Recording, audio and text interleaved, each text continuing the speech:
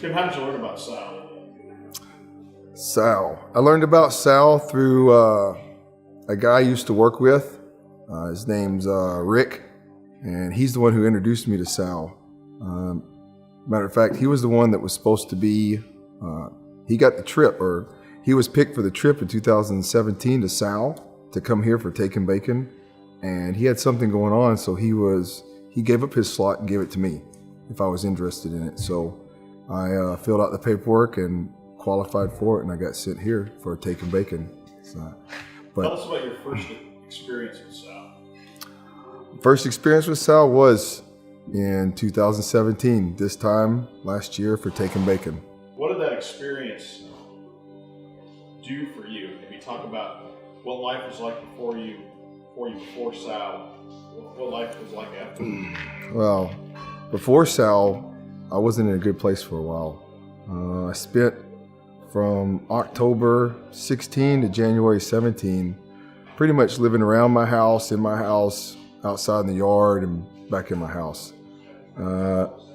Just fighting with demons in your head and just not in a very good place. I had a TBI, and I have some PTSD and some physical injuries to my spine, and it just slowed me down. So that just caught up with me eventually, and and I was just in a bad place. So when I came here and I showed up here, I didn't know what to expect. I was a little worried because I hadn't done anything. I hadn't been really active, and not even remotely close to being active in the soft community or anything dealing with the soft community. I sort of had taken myself out of the scene. And when I was able to come here, I showed up here, not really, I was excited because I hadn't done anything. My wife between Rick and my wife, they're the ones that sort of convinced me to come here.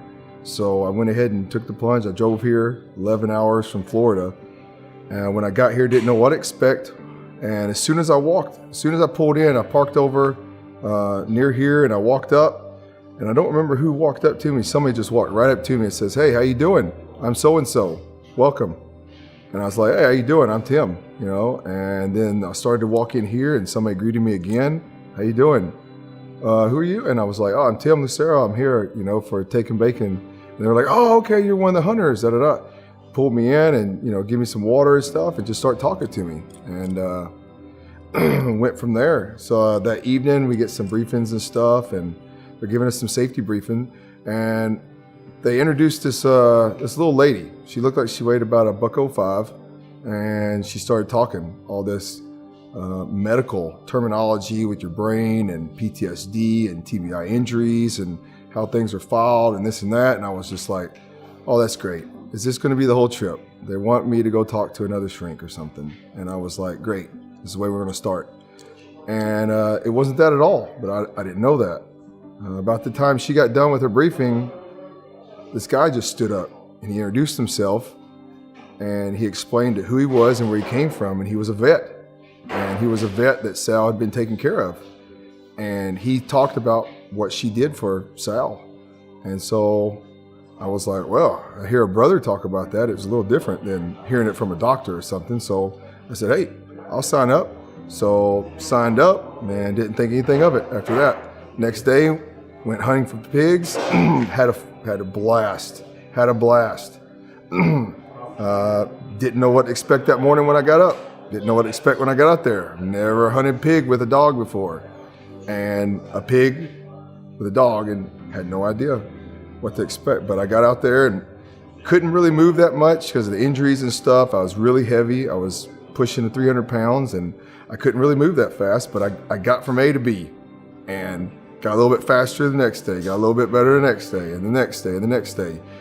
And it's just a snowball effect. And then once you come back, you can feel the energy. You're all pumped up. And then the people around here are coming in here. They're, "Hey, you need something to eat, you need something to drink, whatever." They treat you like a rock star. And they're just so nice to you, everyone. And it'd been a while since I'd been around people out away from my little circle. And it definitely been a while since I'd been thanked for anything that I'd ever done. And I blew a little bit of it off, but things started working on me after a little bit, and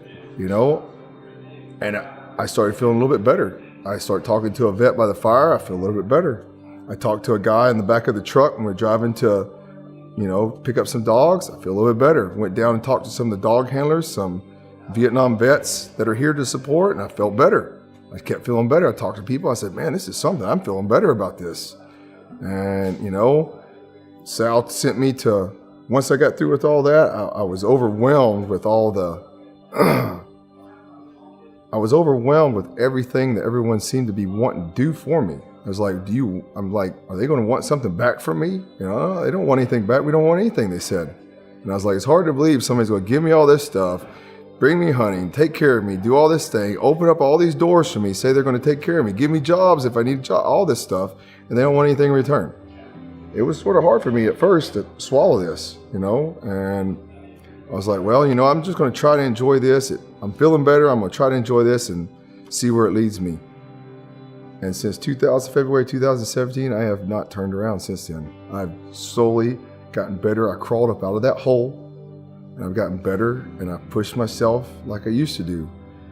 And if I went to fall, what did I do? I text somebody I met here at Taking Bacon. Or I text somebody, one of the board members, Joel, somebody like that. I text them and say, how you doing, and sure enough, it just stirred that feeling back up again. We start talking, Sal gave me a cool picture, had some hidden things in the picture, and every time I look at that picture hanging on my wall, I think about that week, those days I was here, that experience I had, and it would take me back. I'd get those feelings, and it felt good. And I didn't want that feeling to go away, but it would. It kept going away, and it kept disappearing.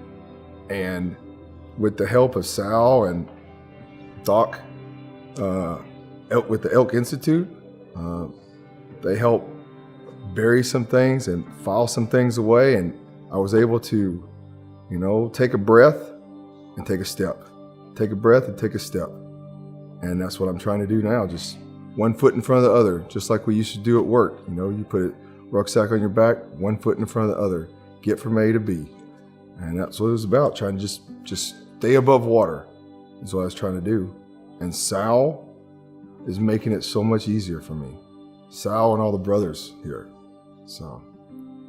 You had a pretty interesting experience today. Talk about it. Today. Well, okay. Today. Yeah, today was something. A lot of people were in on today. I had no idea whatsoever. I think, matter of fact, I'm going to say probably the film crew was in on this too. So, but I'm not going to point any fingers or say any names. But what happened was today, I received something from Sal, from the volunteers, from the people that donate to Sal, and from all the people that are still trying to help me. I was able to receive a dog from Baden Canines that is going to absolutely open so many doors for me that I've been away from and not been able to walk through. And I'm very blessed and I'm very thankful to Sal and to all those folks and to God. I appreciate it. I'm blessed, very blessed. What will this dog help you be able to do daily life and other aspects of life? This dog. I was asked that question earlier today, and it just hit me. But first, for one thing this dog is going to help me do is, when you get hurt and they medically retire you from the military and you have to go about your business and you become a more regular guy, sometimes you slip away and you can't work out like you used to, you can't run like you used to, you can't even walk hardly like you used to, and pound the weight on, so it took me a while to working out. And I say working out, my working out consists of walking, that's about it. And but I walk through the mountains. So now what this is going to do for me is sometimes those days when I get up in the mornings, I sit down, I go to put my boots on, I'm like, I don't know about this. What's going to happen? My dog's going to jump up there and be like, I'm ready to go. This dog is going to help push me. This dog is going to open other doors for me. This dog's going to help push me so I can walk out that door. Because there's some days still even though I'm better, there's some days where I'm not good. And this dog is gonna help pull me. Just like an old teammate, this dog is gonna take care of me and pull me when I need it. And that's what it's gonna do for me. But one of the things that I thought that the dog's really gonna do for me is my family do things. I have 4 children, 4 kids, 3 boys and 1 girl, and a wonderful, amazing wife who was on this, who was part of this also. I had no idea. But what this is going to do is they do things sometimes. They go places, they go to events sometimes, and they go to some gatherings, and they go to Disney World, Six Flags, stuff like that. I can't go to those things. I can't handle the big crowds. I can't handle all the people, the bumping, the smells, and I just can't handle it. I can't handle one way in, one way out. I can't carry anything to protect myself, and it worries me. And this dog right here is going to allow me to do those things to my children. It's going to allow me to go to Disney World that they've gone to 4 times and I've not been. I've not got to see my children ride rides, and this dog is going to open that door for me. It's going to allow me to go there because I won't have to worry about anything. I won't have to worry about carrying a gun, carrying a knife, nothing, because I have my dog. And my dog will protect me, my dog will protect my family, and that's what I was for, but now that's what I got him for. That's what this dog is going to do for me and my entire family. Tim, what would you say to other people who are in your situation, similar circumstances? What would you tell them about SOWW? Well, if I was able to say something to somebody or reach out to someone and maybe open a door for them and allow them to come into SOWW, or they come to SOWW, what I would like to tell them is, no matter what you may think, if you are in the soft community and you've done the things like I've done and our brothers have done, we carry demons. We carry things around with us all the time. It may be buried deep inside, but we all still have them. And I would encourage them to just take that step. Listen to your buddies, listen to your friends, take that step and apply. Apply for one of the hunts. Apply for one of the fishing trips, because you may not think you need it, but if you'll come here, you'll get so much out of this. And it's not only what the vet gets out of it, the ex-service member, but it's also what we can do to affect the people here that are supporting SOWW and they're doing things for SOWW. Because sometimes when we come in here and they see us react the way we do, and we're touched the way SOWW touches us and takes care of us, and they see it, a simple thank you to them is everything they want to hear, because they see us veterans that are walking around and can't do things and can't go places and don't leave their house for 4 months. It makes them happy now when they see somebody stand out here 1 year later, come back, and I'm not a hunter, but I'm a helper, and they see the change in me. They see how I've changed, they've changed. The vet will change. It will affect you, and they will affect you, and SOWW will affect you in a good way. And it would be better for everybody if they would just open up. Just take that first step. It's just like an addict, because I was like that.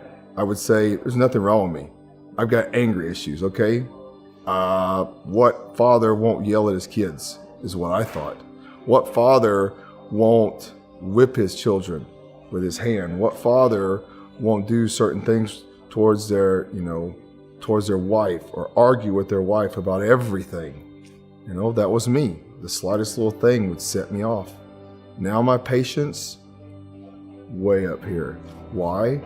Because of everything SOWW, Doc, my wife, God, everything they've done for me. It helps calm me. It's just made me a better person. It's getting my mind and my soul and my heart all wired back together the way it's supposed to be. And so anything I could do to help another veteran out, I'd be more than willing to do.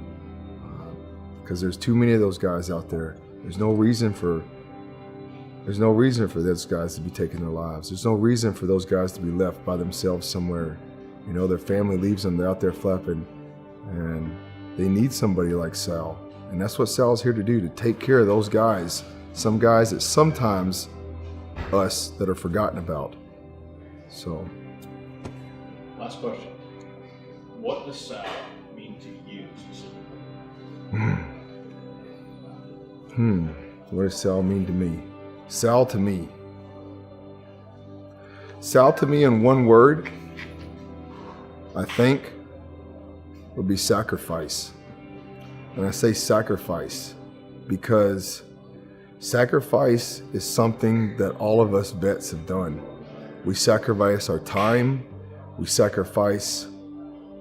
Well, let me back up a second. First of all, when we volunteer for the military services, we volunteered, we came in. We lose a lot of rights, you know, a lot of freedom, per se, when we volunteer for things, when we come into service, because, you know, that's our job and that's what we do. They take us away from our family for years at a time. Years. They take us away all the time. And we sacrificed everything. A lot of people sacrificed marriages, families, children. You know, I can't tell you the countless times I've missed Christmases and, you know, just like everyone, Christmases, birthday, anniversaries, we're all like that. We're all the same. We're cut from the same cloth. Those sacrifices we did, and now Sal is sacrificing themselves for us. That's what they're doing. They go the extra mile for us. They're sacrificing their time. The board members sacrificing their time for guys like myself. They sacrifice their time. The volunteers, they're not paid for this. The dog handlers that come here and do things, these people that do some of these hunts, they're not paid. They just want to be around us.